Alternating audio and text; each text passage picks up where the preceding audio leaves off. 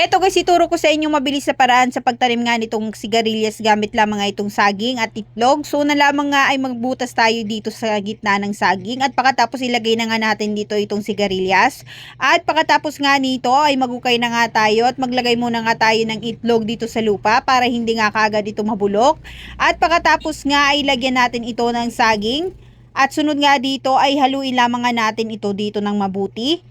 At pagkatapos nga nito ilagay na nga natin itong sigarilyas na may saging at saka nga natin ito tapunan dito ng lupa. At diligan lamang nga natin ito ng tubig. At pagkatapos lamang ay takpan natin at antayin natin ito ng 14 days. So after 14 days nga, ito na nga siya. So ayan nga, 'di ba? So nagkaroon na nga siya ng dahon. So pwede na nga natin 'to ilipat ng lupa. At bukod pa nga doon ay nagkaroon na nga din ito ng ugat, 'di ba?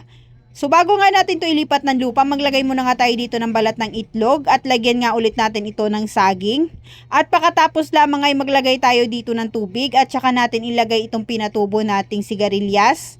Ayan, at tabunan nga ulit natin ito ng lupa. At after 8 months nga, ito na nga ang kanyang mga bunga.